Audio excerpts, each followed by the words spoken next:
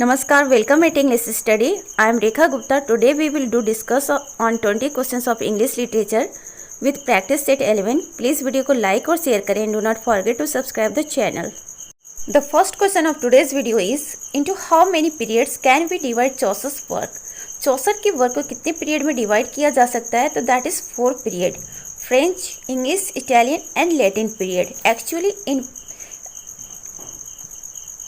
चौसर के वर्क पर इन सारे जो कंट्री के लिटरेचर है उनका इफेक्ट रहा है, तो इस वजह से इन्हें इस तरह से 4 पीरियड्स में डिवाइड किया गया. जब चौसर के वर्क पर लैटिन इफेक्ट था, इटालियन इफेक्ट था, फ्रेंच इफेक्ट था and the final is English. Question number 2. Who in Shakespeare's Hamlet mumbles a song from the book of songs and sonnets known as Totus Miscellany? देखिए, एक book है जो बहुत ही famous है, old time की book से, और उसका नाम है टोटस मिसलेनी, जिसे book of song and sonnets के नाम से भी जाना जाता है. तो शेक्सपियर का एक कैरेक्टर हैमलेट, जो इनकी शेक्सपियर की ट्रेजेडी है, उसमें उसके बारे में जिक्र करता है. तो कैरेक्टर कौन है? One of the 2 clowns, a grave digger. तो हैमलेट में 2 क्लॉन्स होते हैं, उसमें से एक जो होता है वो ग्रेव डिगर होता है. वही क्या करता है? टोटस मिसलेनी का जिक्र करता है. और टोटल मिसलेनी का सेकंड टाइटल है book of songs and sonnets. Question number 3. Name the castle where Spenser lived and finished the first books of Faerie Queene. उस काशिल का नाम बताना जहाँ पे शेक्सपियर ने अपनी जो फेमस एलिगोरिकल वर्क के फेरी क्वीन का फर्स्ट बुक कंप्लीट किया था, that is Kilcolman. Question number 4. William Shakespeare was born on 23 April 1564. तो विलियम शेक्सपियर का कब जन्म हुआ था? 23 अप्रैल 1564 को. और यहाँ पे उस कौशल का नाम बताना जहाँ पे स्पेंसर ने फेरी क्वीन की पहली बुक कंप्लीट की थी, that is Kilcolman. Identify the first English comedy written by a headmaster of Eton. तो यहाँ पे बताना है फर्स्ट इंग्लिश कॉमेडी के बारे में जिसको एटन के हेडमास्टर ने लिखा है, that is Ralph Roister Doister. और वो एटन के हेडमास्टर कौन है? Nicholas Udall. Question number 6. Who wrote the introductory sonnet to Spenser's Faerie Queene? Sir Walter Raleigh. Spenser के जो एलिगोरिकल वर्क है फेयरी क्वीन, जिसके टोटल 12 बुक्स होते हैं, और इन्होंने फर्स्ट बुक के बारे में अभी हम लोगों ने पढ़ा कि उन्होंने कहाँ पे कंप्लीट किया है, किस कास्टल में, तो दैट इज किल्कोमैन. और इस बुक का इंट्रोडक्टरी सोनेट लिखा है सर वॉल्टर रैलिक ने. Question number 7. He was a musician in the court of Henry VIII. His aim was to amuse and not moralize. His interludes were hilarious and they paved the way for comedy. Name the writer and his work. यहाँ पे John हैवुड की बात कही गई है और इनके work the 4 piece की. तो जॉन हैवुड जो थे वो हेनरी VIII के कोर्ट में म्यूजिशियन थे और इनका एम जो था वो एम्यूज करना था, बहुत नैतिक शिक्षाएं नहीं देना था, मोरलाइज नहीं करना था.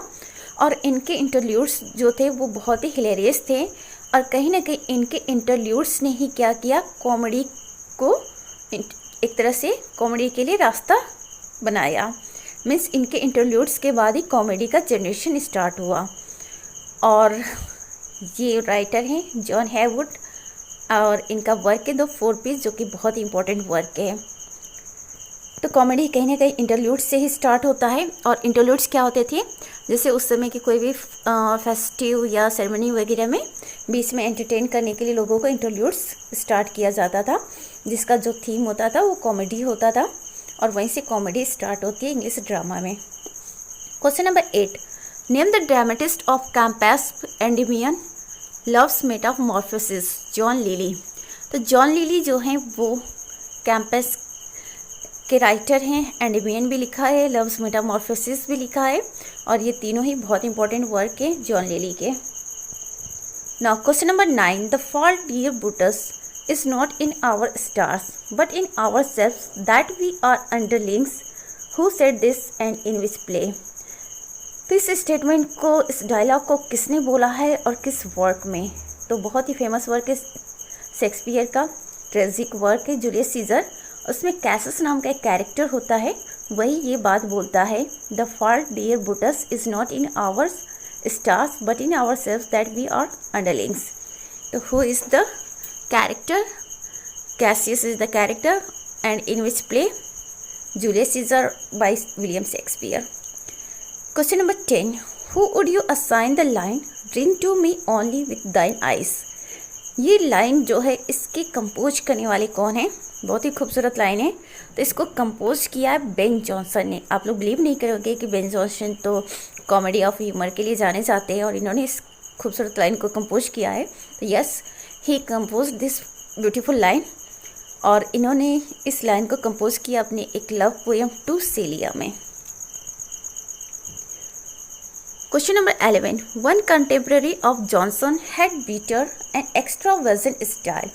In his protest, Ben Jonson gives him a purge which makes him vomit his learned and bombastic words. Who is this poet? Marston.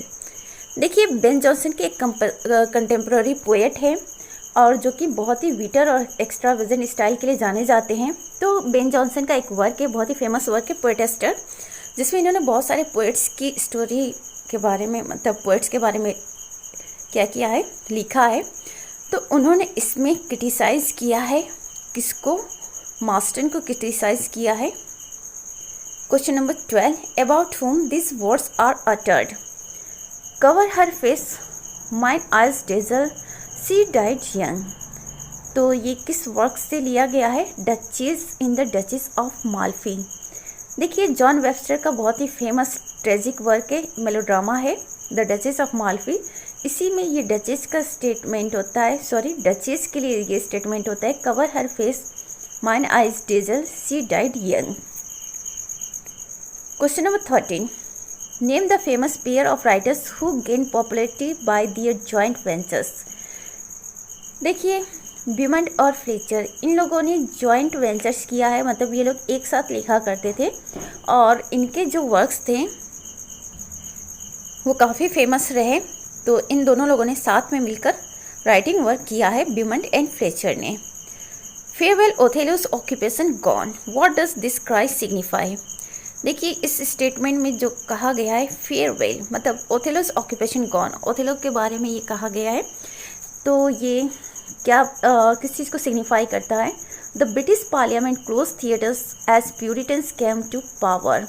तो ये सिंबॉलिक है इस बात का कि जो ब्रिटिश पार्लियामेंट है वो थिएटर्स को क्लोज कर देते हैं इंग्लैंड में जब प्यूरिटन लोगों का पावर हो जाता है, मीन्स प्यूरिटन लोग पावर में आते हैं। Question number 15. Name the play in which Shakespeare and Fletcher collaborated. तो उस प्ले का नाम बताना जिसमें शेक्सपियर और फ्लेचर दोनों लोगों ने मिलकर वर्क किया है, that is Henry Eighth. Question number 16. How would you classify the Knight of the Burning Pestle by Beaumont and Fletcher. Beaumont और फ्लेचर का एक और वर्क है, the Knight of the Burning Pestle, और ये किस तरह का वर्क है? ये फार्सिकल वर्क है, फार्स से। Question number 17. This public place was made famous and immortal by Shakespeare, Selden, Donne, Beaumont, Fletcher and Ben Jonson. Name it Mermaid Tavern. देखिए, मरमेड टेवन जो है एक पब्लिक प्लेस था इंग्लैंड में और ये बहुत ही पॉपुलर रहा शेक्सपियर के समय। साथ ही और कौन कौन लोगों ने इसे पॉपुलर किया? शेल्डन ने, डन ने, बिमंड ने, फ्लेचर ने और बेन जॉनसन ने। Question number 18. Who wrote the book England from the note to Elizabeth. William Warner. William Warner ने एक बुक लिखा है, England from the note to Elizabeth. तो एक तरह से ये हिस्टोरिकल वर्क है और विलियम वार्नर का है।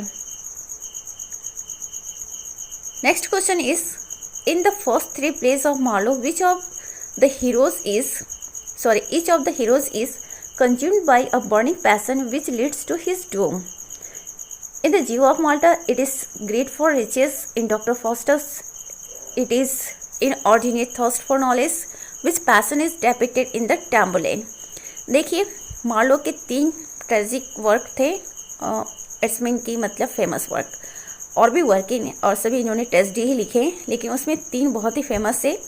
एक तो जीव ऑफ माल्टा, जिसमें जो प्रोटागोनिस्ट है वो बहुत रिच बनना चाहता है, और एक है डॉक्टर फॉस्टर्स, जिसमें प्रोटागोनिस्ट बहुत ज़्यादा नॉलेज गेन करना चाहता है, और एक वर्क है टैम्बुलेन, इसमें प्रोटागोनिस्ट, यही क्वेश्चन पूछा गया है कि इसमें प्रोटागोनिस्ट किस चीज़ को पीछे भागता है, तो that is thirst for power. तो टेम्बुलेन में जो प्रोटैगनिस्ट होता है वो क्या चाहता है, वो पावर चाहता है, बहुत ही पावरफुल बनना चाहता है। Now the last question of today's video is Barabbas is ruined by Christians. He plans a revenge by resorting to incredible cruelties until he falls into a cauldron of boiling water prepared for his enemies. This is in short the story of a play by Marlowe. Identify the play. The Jew of Malta. देखिए इसमें short में Marlowe की एक work है the ज्यू of माल्टा, उसकी story बताई गई है कि बारबस जो है वो क्रिश्चियंस को र्यून करना चाहता है और वो प्लान बनाता है रिवेंज लेने के लिए। किसके द्वारा? Resorting to incredible cruelties until he falls into a cauldron of boiling water. तो जब तक वो बॉइलिंग वाटर के कॉल्ड्रम में गिरता नहीं तब तक वो बदले लेने की प्लानिंग करता है अपने दुश्मनों से। और ये एक शॉर्ट स्टोरी है मार्लो के वर्क द ज्यू ऑफ माल्टा का। और ज्यू ऑफ माल्टा का जो प्रोटैगनिस्ट है वो काफ़ी रिच बनने की पीछे भागा रहता है। और वहीं डॉक्टर फॉस्टस मेरे जो डॉक्टर फॉस्टस नाम का ही कैरेक्टर है वो बहुत ज़्यादा नॉलेज लेना चाहता है और टेम्बुलेन में जो प्रोटैगनिस्ट है वो पावर गेन करना चाहता है। तो this is all about for today's video. Thanks for watching.